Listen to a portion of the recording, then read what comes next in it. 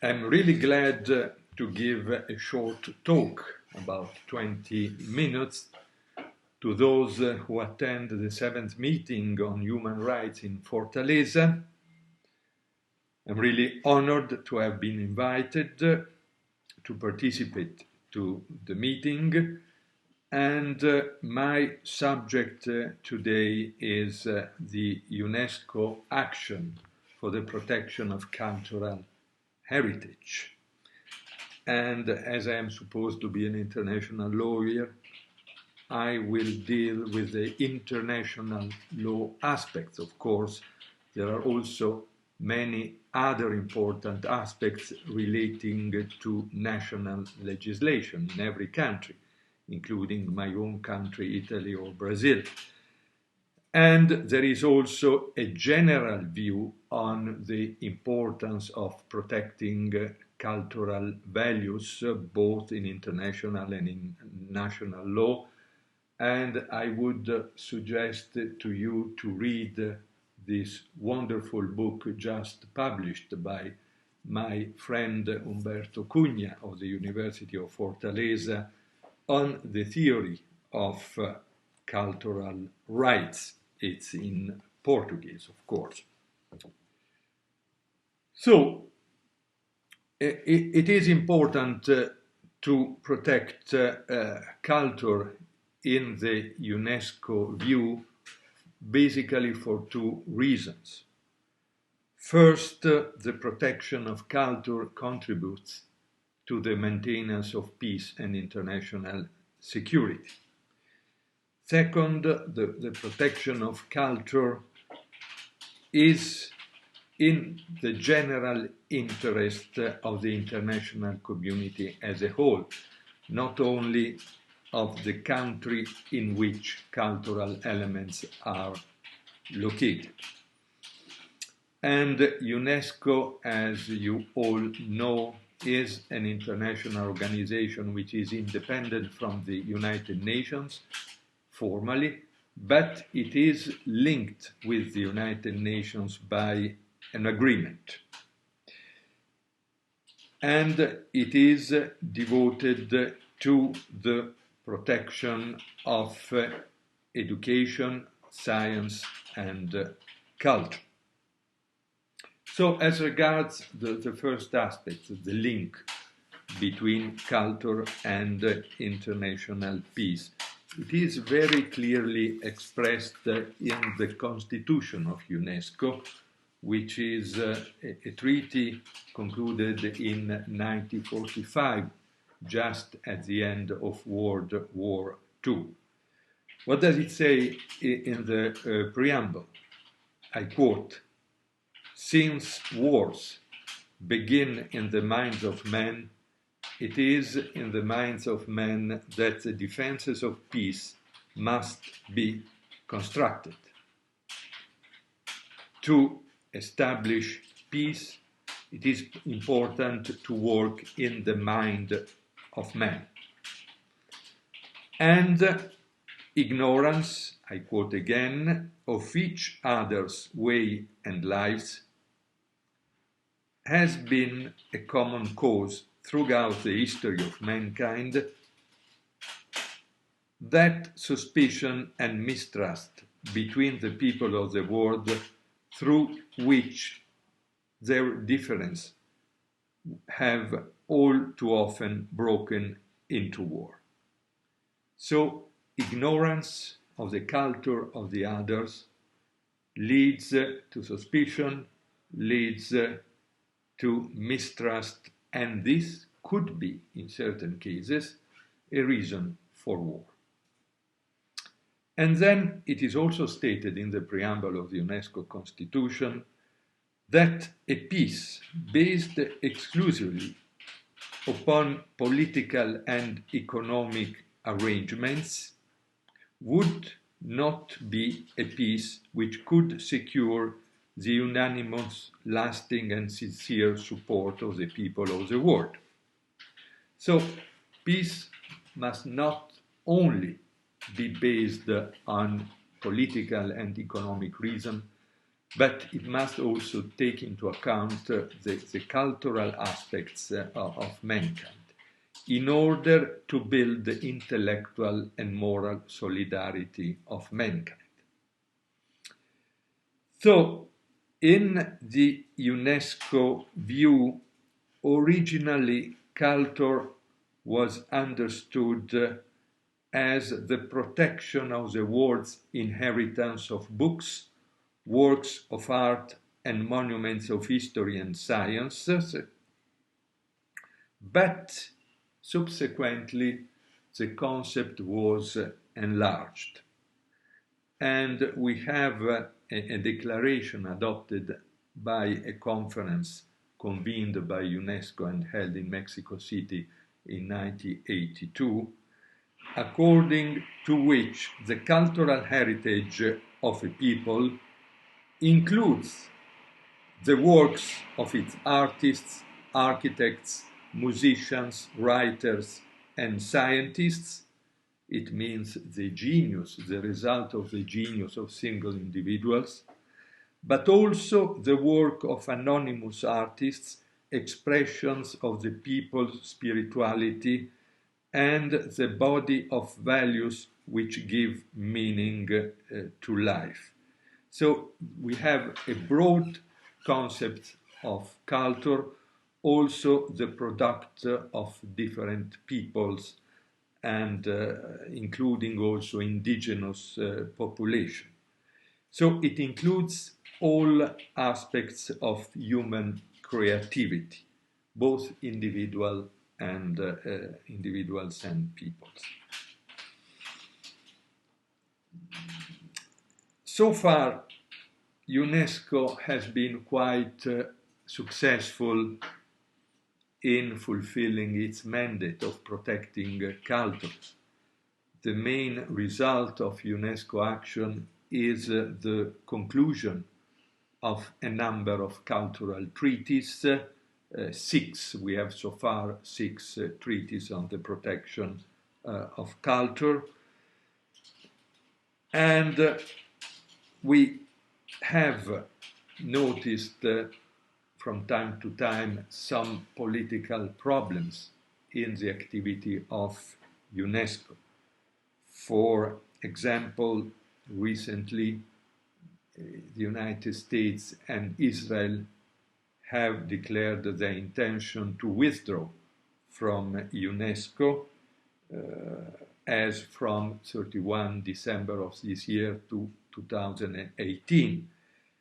But this because of political problems relating to the participation of Palestine as a full member of UNESCO and also for other reasons.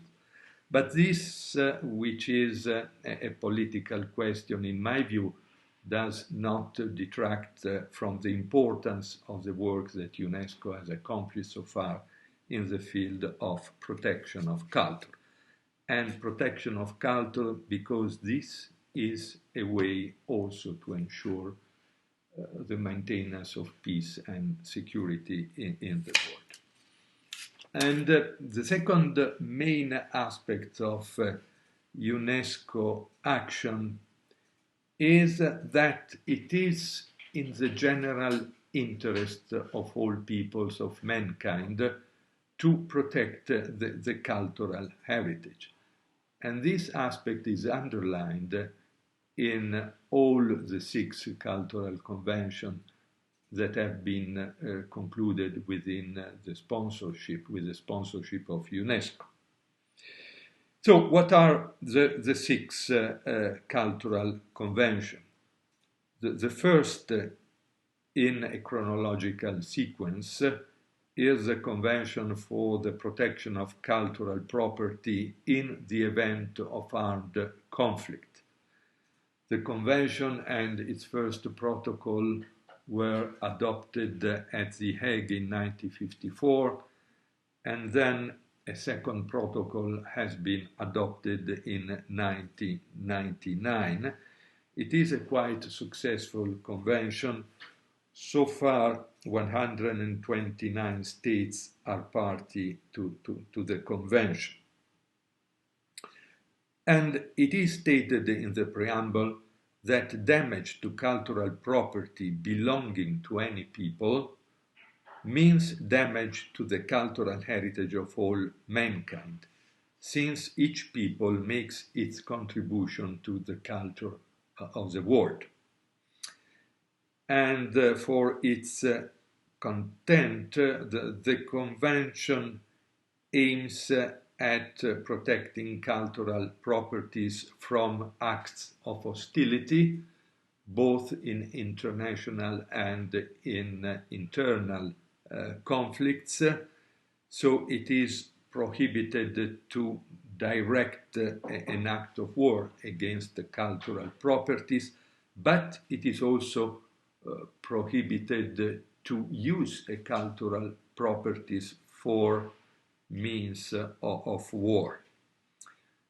And the prohibition is strengthened by the second protocol, which establishes a list of cultural properties under enhanced protection.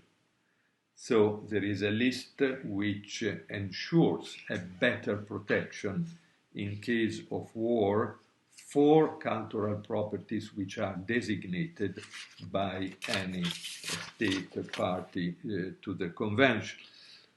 Also, the looting, the pillage, the appropriation of cultural properties is prohibited in time of war under the first protocol to the convention.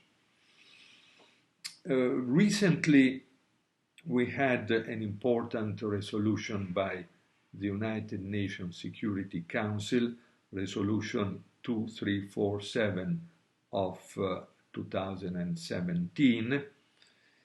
It puts emphasis on a vicious circle. Not only wars lead to the destruction of cultural properties, but also the destruction of cultural properties could be a reason for war. And so it is important to adopt an action, and it is implied that also the Security Council could adopt measures under the United Nations Charter to prevent the destruction of cultural properties, because it could lead to tensions, especially if this is done as a means to contempt the culture of another people. Then we have the second cultural convention. It is on the movements, illegal movements of cultural properties, not only in time of war, but also in time of peace. And they could be the result of thefts of clandestine excavations, of illicit export of cultural properties. And in the preamble, it is stated that it is essential for every state to become increasingly aware of the moral obligations to respect its own cultural heritage and that of all nations. So also there is an obligation to respect the cultural heritage of the other countries. And there is also another important principle expressed in the preamble, that it is important to preserve the context in which a cultural property is located. This is very important, especially in the case of archaeological properties. If you loot a tomb, for example, and you take away one object which is of particular importance, you destroy the context, and you prevent archaeologists, historians from studying the context in which a given civilization has developed. So as it was stated by a French scholar, Quatremer de Quincy, at the time when, at the end of the 18th century, France with Napoleon made its campaigns in European countries, and they used to loot the cultural properties in order to exhibit them in the great museum of France, the present Museum of Louvre. And if you take away a property from its original context, it is the same as if you destroyed the property. So the UNESCO Convention aims in putting an obligation on states party if a cultural property has been illegally exported from one country to return the property to the country of origin. I have no time enough to deal with the intricacies of the convention. It has some weak points. For example, it does not apply to properties coming from illegal excavations, because it applies only to properties which are documented in the inventory of a cultural institution. So there are attempts today to improve the convention in order to ensure a better protection against illegal movements, but so far the attempts have not led to a new convention. But in my view, under customary international law, a trend is developing according to which if a property has been removed from one country, from the country of origin, in violation of the national legislation, or even in violation of moral and ethical principles, for example, by exploiting the weakness of another country, there is an obligation to return it. What else we have? We have a very well-known convention which was concluded in 1972 on the protection of the world cultural and natural heritage.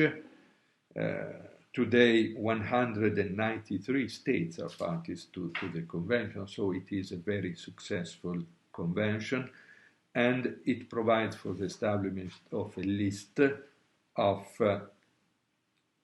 world heritage, natural and cultural immovable properties which have an outstanding universal value. It is a quite selective convention because it does not apply to any cultural properties, but only to properties which have an outstanding universal value.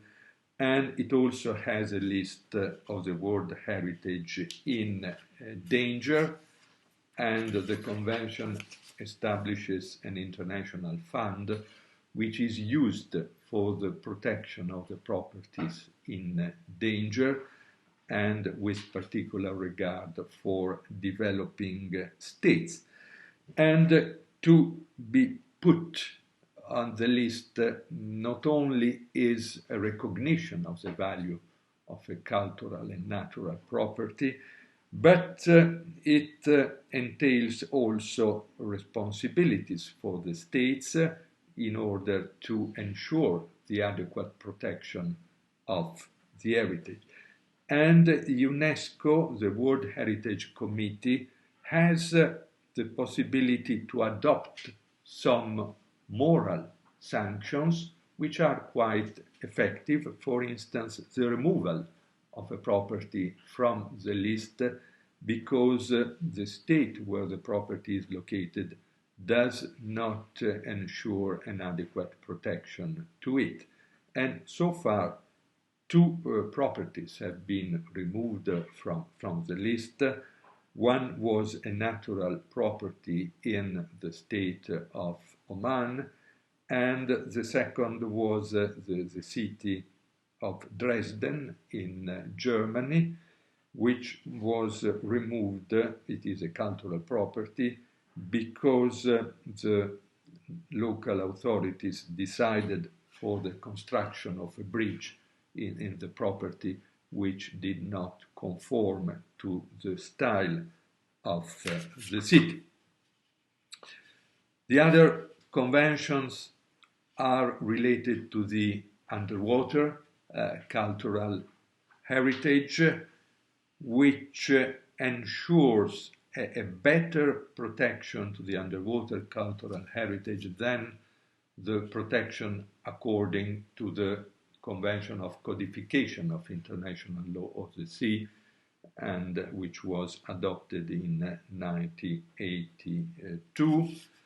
Then we have a convention on the protection of the intangible cultural heritage, which means the practices, representations, expressions, knowledge, skills, as well as the instruments, objects, artifacts, and cultural spaces that communities, groups, and individuals recognize as a part of their cultural heritage. So not only immovable properties, but also performing arts, social practices, rituals, festive events, knowledge and practices concerning nature and the universe, and traditional craftsmanship. And a state such as Brazil is particularly rich in intangible cultural heritage, which is put in danger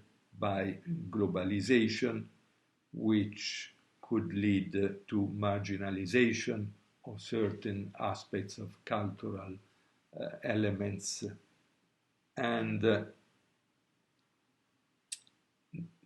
their protection, because we have a dominant culture which is based on an Anglo-American model, and this could lead to neglect for other manifestations of culture.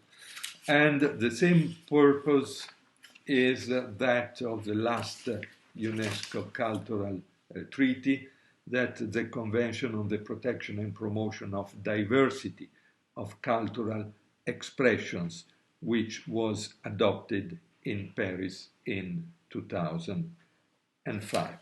So that's the end of my speech. As you can see, there is a certain number of treaties that aim at protecting culture as an interest of all mankind and of all states. What is missing? We do not have a treaty on the protection of languages, which could be in danger as well. And in the case of the intentional destruction of cultural heritage, we have only a declaration adopted by UNESCO. We do not have so far a treaty, but this involves the questions of criminal law, and we already have the destruction of cultural properties as a crime of war. That's under the Rome Statute of the International Criminal Court.